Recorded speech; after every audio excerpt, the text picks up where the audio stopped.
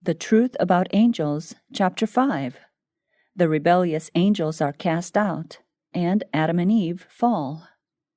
War in Heaven. Christ had worked in the heavenly courts to convince Satan of his terrible error, till at last the evil one and his sympathizers were found in open rebellion against God himself. Christ, as commander of heaven, was appointed to put down the rebellion. Then there was war in heaven. The Son of God, the Prince of Heaven, and his loyal angels engaged in conflict with the arch-rebel and those who united with him. The Son of God and true loyal angels prevailed, and Satan and his sympathizers were expelled from heaven. Angels were engaged in the battle. Satan wished to conquer the Son of God and those who were submissive to his will. But the good and true angels prevailed, and Satan with his followers was driven from heaven. The effects of rebellion. Satan stood in amazement at his new condition. His happiness was gone. He looked upon the angels who, with him, were once so happy, but who had been expelled from heaven. Now all seemed changed. Countenances which had reflected the image of their Maker were gloomy and despairing. Strife, discord, and bitter recrimination were among them. Satan now beholds the terrible results of his rebellion. He shuddered and feared to face the future, and to contemplate the end of these things. The hour for joyful, happy songs of praise to God and his dear Son had come. Satan had led the heavenly choir. He had raised the first note. Then all the angelic host united with him, and glorious strains of music had resounded through heaven in honor of God and his dear Son. But now, instead of strains of sweetest music, discord and angry words fall upon the ear of the great rebel leader.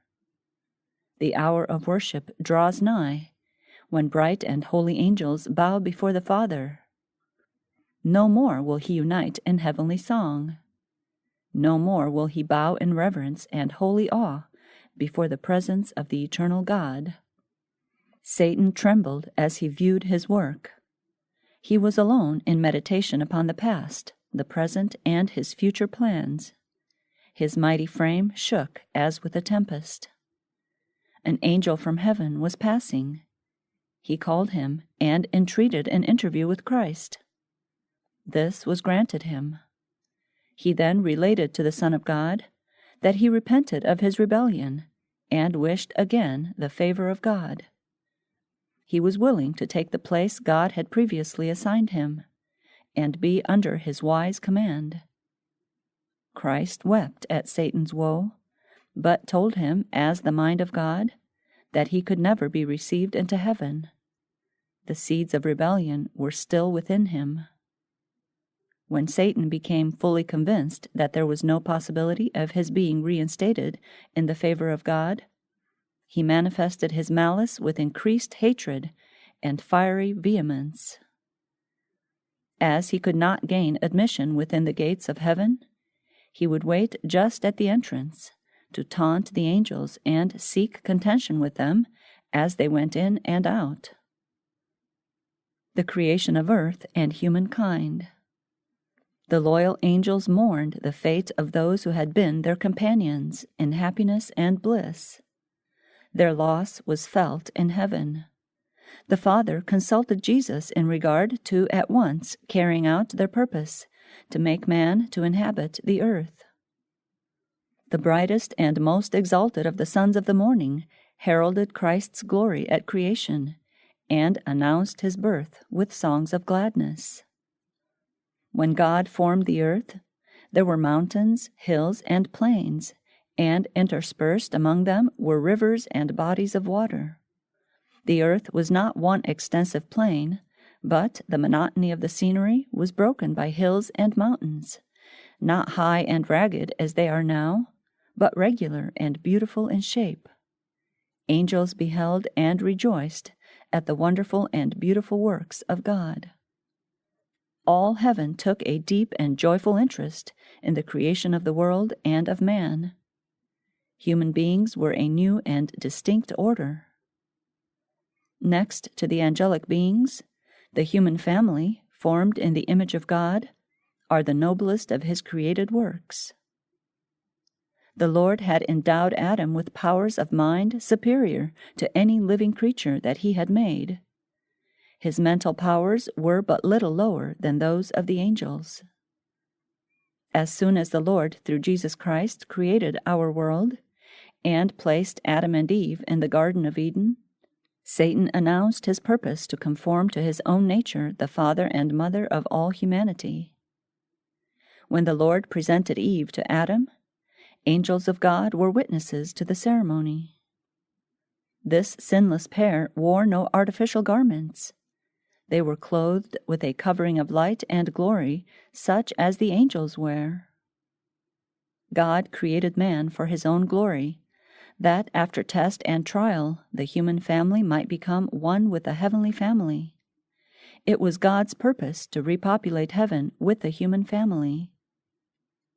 The vacancies made in heaven by the fall of Satan and his angels will be filled by the redeemed of the Lord.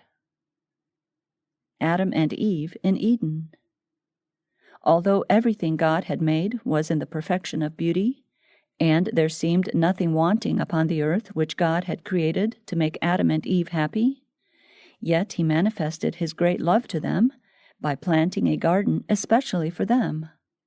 A portion of their time was to be occupied in the happy employment of dressing the garden, and a portion in receiving the visits of angels, listening to their instruction, and in happy meditation. Their labor was not wearisome, but pleasant and invigorating. Holy angels gave instruction to Adam and Eve concerning their employment, and also taught them concerning the rebellion of Satan and his fall. He, Adam, stood before God in the strength of perfect manhood, all the organs and faculties of his being fully developed and harmoniously balanced. And he was surrounded with things of beauty, and conversed daily with the holy angels. The law of God existed before man was created. It was adapted to the condition of holy beings. Even angels were governed by it. Man was to be tested and proved, and if he should bear the test of God, and remain loyal and true after the first trial, he was not to be beset with continual temptations, but was to be exalted equal with the angels, and henceforth immortal. Satan plans to cause man's fall. He, Satan, informed them, his angel followers, of his plans to wrest from God the noble Adam and his companion, Eve. If he could in any way beguile them to disobedience, God would make some provision whereby they might be pardoned, and then himself and all the fallen angels would be in a fair way to share with them of God's mercy.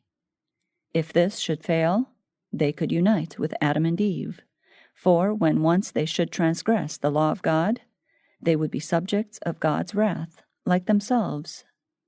Their transgression would place them also in a state of rebellion, and they could unite with Adam and Eve, take possession of Eden, and hold it as their home. And if they could gain access to the tree of life in the midst of the garden, their strength would, they thought, be equal to that of the holy angels, and even God himself could not expel them. Satan held a consultation with his evil angels. They did not all readily unite to engage in this hazardous and terrible work. He told them that he would not entrust any one of them to accomplish this work, for he thought that he alone had wisdom sufficient to carry forward so important an enterprise. He wished them to consider the matter, while he should leave them and seek retirement to mature his plans. Satan went alone to mature plans that would most surely secure the fall of Adam and Eve. He shuddered at the thought of plunging the holy, happy pair into the misery and remorse he was himself enduring. He seemed in a state of indecision, at one time firm and determined, then hesitating and wavering. His angels were seeking him, their leader, to acquaint him with their decision. They will unite with Satan in his plans, and with him bear the responsibility and share the consequences. Satan cast off his feelings of despair and weakness, and, as their leader, fortified himself to brave out the matter, and do all in his power to defy the authority of God and his Son. Satan declared that he would prove to the worlds which God had created and to the heavenly intelligences that it was an impossibility to keep the law of God. God assembled the angelic host to take measures to avert the threatened evil. It was decided in heaven's council for angels to visit Eden and warn Adam that he was in danger from the foe. Accordingly, 2 angels sped on their way to visit our first parents. Heavenly messengers opened to them, Adam and Eve, the history of Satan's fall and his plots for their destruction, unfolding more fully the nature of the divine government, which the prince of evil was trying to overthrow.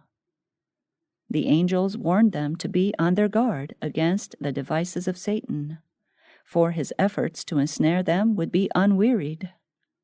While they were obedient to God, the evil one could not harm them, for, if need be, every angel in heaven would be sent to their help. If they steadfastly repelled his first insinuations, they would be as secure as the heavenly messengers.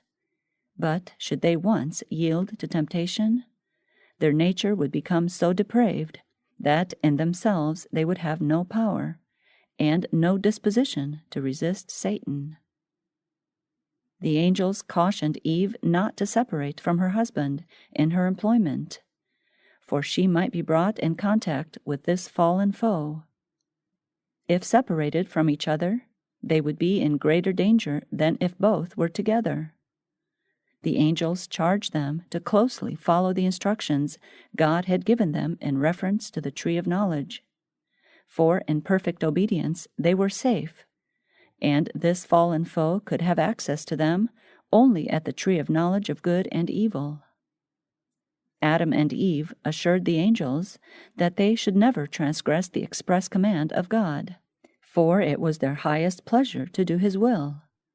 The angels united with Adam and Eve in holy strains of harmonious music, and as their songs pealed forth from blissful Eden, Satan heard the sound of their strains of joyful adoration to the Father and Son, and as Satan heard it, his envy, hatred, and malignity increased, and he expressed his anxiety to his followers to incite them, Adam and Eve, to disobedience. Satan speaks to Eve through a serpent. In order to accomplish his work unperceived, Satan chose to employ as his medium the serpent, a disguise well adapted for his purpose of deception. The serpent was then one of the wisest and most beautiful creatures on the earth. It had wings, and while flying through the air, presented an appearance of dazzling brightness, having the color and brilliancy of burnished gold. Eve went from the side of her husband, viewing the beautiful things of nature in God's creation, delighting her senses with the colors and fragrance of the flowers, and the beauty of the trees and shrubs. She was thinking of the restriction God had laid upon them in regard to the tree of knowledge. She was pleased with the beauties and bounties which the Lord had furnished for the gratification of every want. All these, said she, God has given us to enjoy. They are all ours, for God has said, "Of every tree of the garden thou mayest freely eat, but of the tree of the knowledge of good and evil thou shalt not eat of it." Eve had wandered near the forbidden tree, and her curiosity was aroused to know how death could be concealed in the fruit of this fair tree. She was surprised to hear her queries taken up and repeated by a strange voice. Yea, hath God said, Ye shall not eat of every tree of the garden? Eve was not aware that she had revealed her thoughts by conversing to herself aloud. Therefore, she was greatly astonished to hear her queries repeated by a serpent. With soft and pleasant words, and with musical voice, he, Satan, addressed the wondering Eve. She was startled to hear a serpent speak. He extolled her beauty and exceeding loveliness, which was not displeasing to Eve. Eve was beguiled, flattered, infatuated. She, Eve, really thought the serpent had a knowledge of her thoughts, and that he must be very wise. She answered him, We may eat of the fruit of the trees of the garden, but of the fruit of the tree which is in the midst of the garden, God hath said, Ye shall not eat of it, neither shall ye touch it, lest ye die. And the serpent said unto the woman, Ye shall not surely die. For God doth know that in the day ye eat thereof, then your eyes shall be opened, and ye shall be as gods, knowing good and evil. Here the father of lies made his assertion in direct contradiction to the expressed word of God. Satan assured Eve that she was created immortal, and that there was no possibility of her dying. He told her that God knew that if they ate of the tree of knowledge, their understanding would be enlightened, expanded, and ennobled, making them equal with himself. Eve thought the discourse of the serpent very wise. She looked with longing desire upon the tree laden with fruit, which appeared very delicious. The serpent was eating it with apparent delight. Eve had overstated the words of God's command. He had said to Adam and Eve, But of the tree of the knowledge of good and evil thou shalt not eat of it, for in the day thou eatest thereof, thou shalt surely die. In Eve's controversy with the serpent, she added the clause, Neither shall ye touch it, lest ye die. Here the subtlety of the serpent was seen.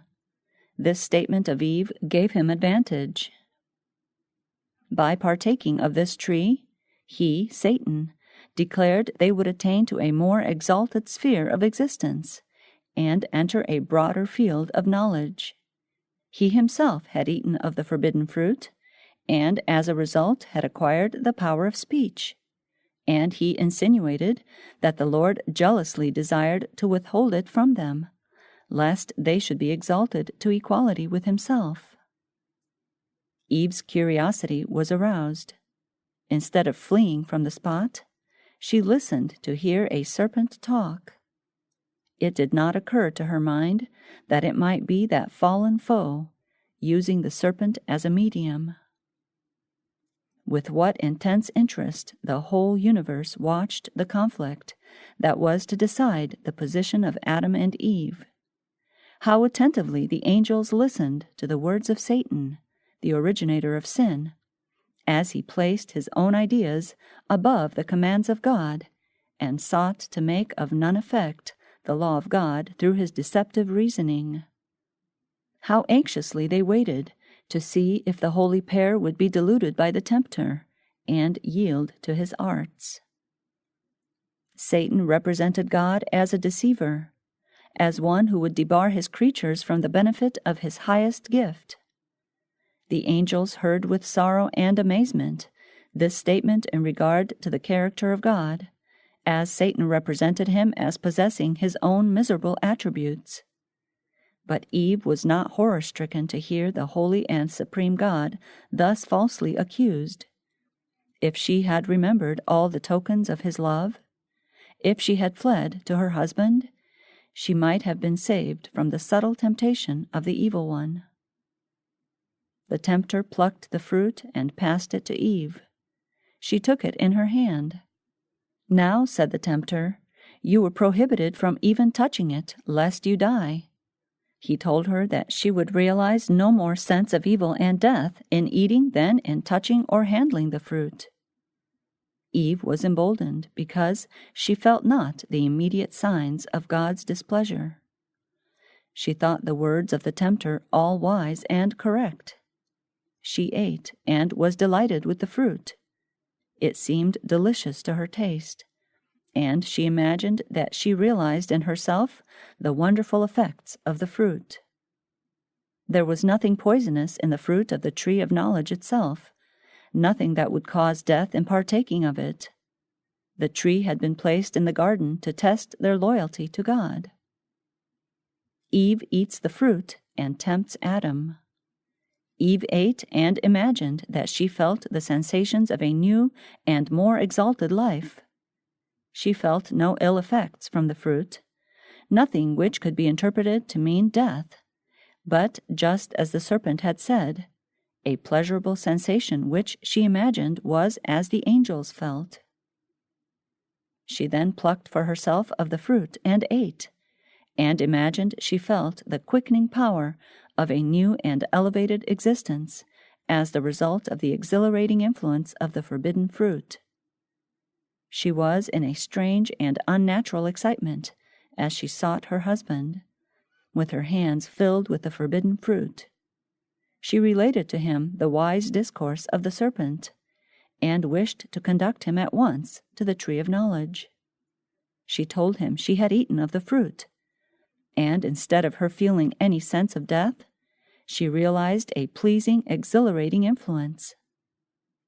As soon as Eve had disobeyed, she became a powerful medium through which to occasion the fall of her husband. An expression of sadness came over the face of Adam. He appeared astonished and alarmed. To the words of Eve, he replied that this must be the foe against whom they had been warned, and by the divine sentence she must die. In answer, she urged him to eat, repeating the words of the serpent, that they should not surely die. She reasoned that this must be true, for she felt no evidence of God's displeasure. Adam understood that his companion had transgressed the command of God, disregarded the only prohibition laid upon them as a test of their fidelity and love. There was a terrible struggle in his mind. He mourned that he had permitted Eve to wander from his side. But now the deed was done. He must be separated from her whose society had been his joy. How could he have it thus? He resolved to share her fate. If she must die, he would die with her. After all, he reasoned, might not the words of the wise serpent be true? Eve was before him, as beautiful and apparently as innocent as before this act of disobedience. She expressed greater love for him than before. No sign of death appeared in her, and he decided to brave the consequences. He seized the fruit and quickly ate. After his transgression, Adam at first imagined himself entering upon a higher state of existence. But soon the thought of his sin filled him with terror. The air, which had hitherto been of a mild and uniform temperature, seemed to chill the guilty pair. The love and peace which had been theirs was gone, and in its place they felt a sense of sin, a dread of the future, a nakedness of soul. Satan exulted in his success. He had now tempted the woman to distrust God, to question his wisdom, and to seek to penetrate his all-wise plans. And through her he had also caused the overthrow of Adam, who, in consequence of his love for Eve, disobeyed the command of God and fell with her. Satan, the fallen angel, had declared that no man could keep God's law, and he pointed to the disobedience of Adam as proving the declaration true. Satan proudly boasted that the world which God had made was his dominion. Having conquered Adam, the monarch of the world, he had gained the race as his subjects, and he should now possess Eden and make that his headquarters. And he would there establish his throne and be monarch of the world. The Council of Peace. The news of man's fall spread through heaven. Every harp was hushed, the angels cast their crowns from their heads in sorrow. All heaven was in agitation. A council was held to decide what must be done with the guilty pair. The anxiety of the angels seemed to be intense, while Jesus was communing with his Father. 3 times he was shut in by the glorious light about the Father, and the 3rd time he came from the Father, his person could be seen. He then made known to the angelic host that a way of escape had been made for lost man. He told them that he had been pleading with his Father, and had offered to give his life a ransom, to take the sentence of death upon himself, that through him man might find pardon. At first the angels could not rejoice, for their commander concealed nothing from them, but opened before them the plan of salvation. Jesus told them that he would leave all his glory in heaven, appear upon earth as a man, humble himself as a man, and that finally, after his mission as a teacher would be accomplished, he would be delivered into the hands of men, and endure almost every cruelty and suffering that Satan and his angels could inspire men to inflict, that he would die the cruelest of deaths, hung up between the heavens and the earth as a guilty sinner, that he should suffer dreadful hours of agony, which even angels could not look upon, but would veil their faces from the sight. The angels prostrated themselves before him. They offered their lives. Jesus said to them that he would by his death save many, that the life of an angel could not pay the debt. His life alone could be accepted of the Father as a ransom for man. The angels feared that they, Adam and Eve, would put forth the hand and eat of the tree of life, and be immortal sinners. But God said that he would drive the transgressors from the garden. Angels were commissioned immediately to guard the way of the tree of life. The angels who had been appointed to guard Adam in his Eden home before his transgression and expulsion from paradise were now appointed to guard the gates of paradise and the way of the tree of life.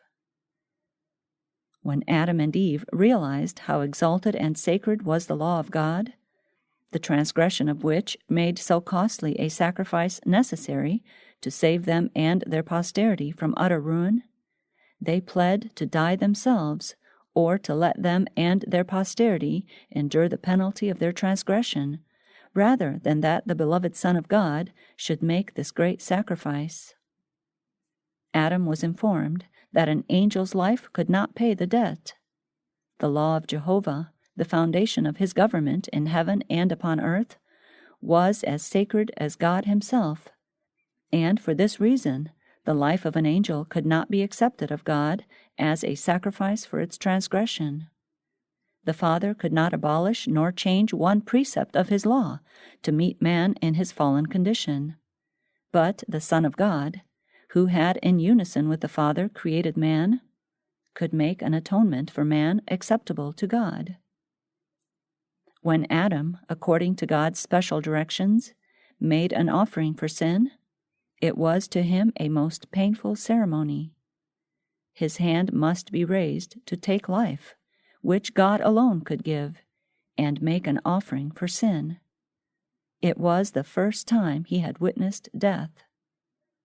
As he looked upon the bleeding victim, writhing in the agonies of death, he was to look forward by faith to the Son of God, whom the victim prefigured. Adam and Eve expelled from Eden. They, Adam and Eve, were informed that they would have to lose their Eden home. It was not safe for them to remain in the Garden of Eden, lest in their state of sin they gain access to the tree of life. They, Adam and Eve, earnestly entreated that they might remain in the home of their innocence and joy. They confessed that they had forfeited all right to that happy abode, but pledged themselves for the future to yield strict obedience to God. But they were told that their nature had become depraved by sin. They had lessened their strength to resist evil, and had opened the way for Satan to gain more ready access to them. In their innocence, they had yielded to temptation, and now, in a state of conscious guilt, they would have less power to maintain their integrity.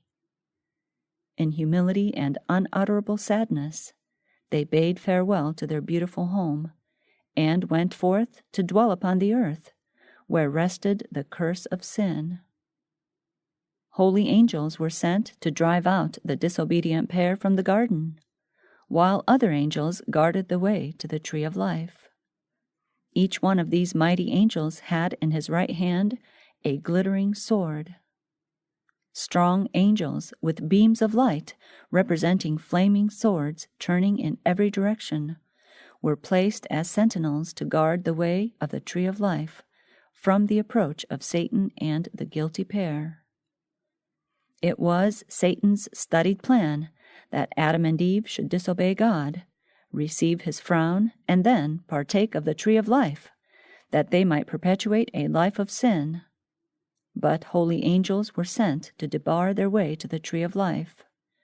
Around these angels flashed beams of light on every side, which had the appearance of glittering swords. After the fall, Satan bade his angels make special effort to foster the belief in man's natural immortality, and when they had induced the people to receive this error, they led them to conclude that the sinner would live in eternal misery.